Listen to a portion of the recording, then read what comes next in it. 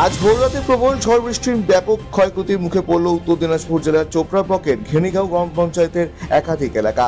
ঝড়ের তাণ্ডবে ক্ষতিগ্রস্ত হয়েছে বহু ঘরবাড়ি, উপড়ে পড়েছে গাছপালা, ভেঙে পড়েছে একাধিক বিদ্যুৎ খুঁটি।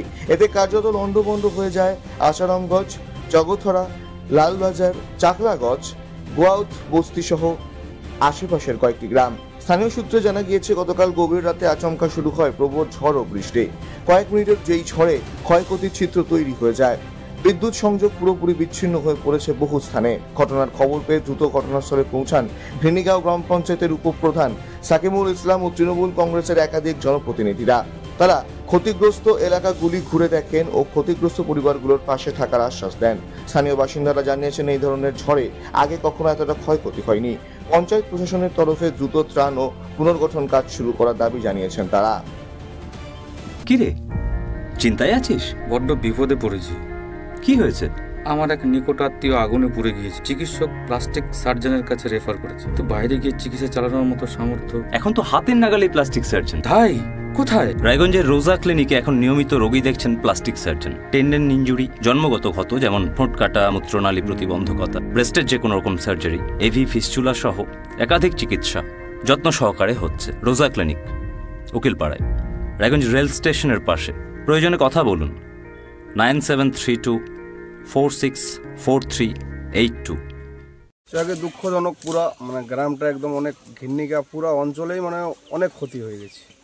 সবচেয়ে বেশি আমাদের আশ্রামগঞ্জ, ধনসিনগঞ্জ, বরাইত বস্তি, আমাদের লালবাজার, জগথরা, অনেকগুলো গ্রাম, দোলাপড়া, অনেকগুলো গ্রাম থেকে ফোন আসতেছে।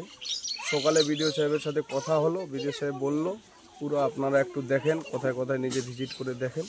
যতটা সম্ভব আমরা পাশে আছি মানুষের দল, আর যতটা পারবো চেষ্টা করতেছি সমাধান করার জন্য। কিন্তু যেগুলো বড় ক্ষতি, আমি সরকারের কাছে আবেদন করব এটাই, যার অনেকগুলো গরিব মানুষের বড় বড় ক্ষতি হয়ে গেছে, এটার একটু ব্যবস্থা নেওয়া হোক। ঠিক। তো 14 তারিখ রাত্রি 11:30টার সময় হঠাৎ ঘূর্ণিঝড় এসে আমাদের এই আশ্রমগঞ্জ, অধিকাংশ কৃষক লোক বা গরিব মানুষ, তাদের যে ক্ষয়ক্ষতি হয়েছে, যদি সরকার এদের কোনো সাহায্য সহানুভূতি না করে, তাহলে এই দুরবস্থায় এদের ওঠা খুবই মুশকিল। তাই আমি এই সংসদের মেম্বার হিসেবে বলছি যে যাতে সরকার আমাদের এই সংসদের দিক বা আমাদের এই আশ্রমগঞ্জের দিক একটু লক্ষ্য রাখেন, রাইখে এদের ঘর বাড়ি, গাছগাছালি যা তছনছ হয়েছে এই ঘূর্ণিঝড়ে, এটা এদের এই ক্ষতিপূরণ এরা নিজেরা করতে পারবে না ঘর দরে উঠইতে। তাই আমি সরকারের কাছে বা বিডিওর কাছে আমি অনুরোধ করছি যে এদের যাতে একটু ক্ষয়ক্ষতি পূরণটা ওনারা সনজরে ফিল্টে এসে দেখে করুক। আজকে তো সকাল থেকে আপনি এই গ্রামে ঘুরলেন, কি কি ক্ষতি হয়েছে যদি একটু বলেন। অধিকাংশ গাছগাছালি, ঘর বাড়ি বা ফসলগুলো একেবারে শেষ হয়ে গেছে। বর্তমান যে পাট, মাকাই, তিল, এগুলো একেবারে শেষ হয়ে গেছে। তাই আমি এডিওর কাছে আমি অনুরোধ করছি ওনারা নিজেরা ফিল্ডে আইসে ইনকোয়ারি করিয়া আমাদের এই কৃষকের একটু ক্ষতিপূরণের সাহায্য তারা করুক। মোটামুটি 11:30 থেকে চালু হয়েছে এই যে ঝড়ের তাণ্ডব।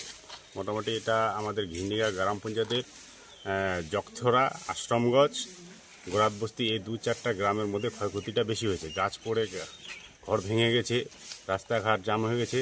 তারপরে আমাদের ক্ষেতের ফসল নষ্ট হয়েছে, পাট, তিল, ভুট্টা। আমি এদের এডি অফিসের মাধ্যমে আমি বলবো যে এডি অফিস আধিকারিক যেন আমাদের তাড়াতাড়ি এটা সুব্যবস্থার একটা ইনকোয়ারির ব্যবস্থা করে। আর বিডিও সাহেবকেও বলবো, যেহেতু আমরা ফোন করেছিলাম সকালবেলায় 5টার দিকে, বিডিও সাহেব ফোন করেছিল আমাদের প্রেসিডেন্টকে, যে বলছে যে এটা আমাদের প্রধানকে পাঠিয়ে দেব। হ্যাঁ, প্রধান যাবে। তো আমরা সকাল থেকে ঘুরে বেড়াচ্ছি যে গ্রামে গঞ্জে, কারো ঘর ভেঙে গেছে, কারো চাল উড়িয়ে গেছে, গাছ পড়ে কারো ঘর নষ্ট হয়ে গেছে, একবারে তছনছ যাকে বলে। এটা আমাদের যেহেতু গ্রাম অঞ্চলের ব্যাপার, গ্রামগঞ্জ অঞ্চলের তো সেরকম মানুষের টাকা নেই, সেটা খেটে খাওয়া মানুষ। এটা যদি কিছু আমাদের বিডিও থেকে কিছু সাহায্য পায় বা এডিও আধিকারিকের কাছে থেকে কিছু ফসলের সাহায্য পায়, এটা একটু উপকৃত হতে পারে। কত সংখ্যক মানুষের ঘর ভাঙছে? মোটামুটি ধরে নেন না, আমরা এখানটায় মোটামুটি 150 ঘর আছি, আমাদের জগথরা রোডে ওখানটা আছে 50টা বাড়ি, গোরাত বস্তিতে আছে মোটামুটি 100 থেকে 150 বাড়ি। কতটা ঘর ভাঙছে, কত লোকের? মোটামুটি ধরে না মোটামুটি 200-250। এ বিষয়ে কি আপনারা প্রশাসনের নজরে নিয়ে এসেছেন? হ্যাঁ, এই বিষয়ে আমরা বিডিও সাহেবকে ফোন করেছি, আমাদের প্রেসিডেন্ট ফোন করেছিল, আমার মোবাইল সুইচ অফ ছিল। হ্যাঁ, লাইন কি আছে? লাইন নেই, লাইনের খুঁটিও ভেঙে গেছে, মানে বিভিন্ন দিক দিয়ে জর্জরিত নষ্ট হয়েছে, ক্ষতি হয়েছে। চোপড়া থেকে দেবব্রত চক্রবর্তীর রিপোর্ট, কুলিক নিউজ।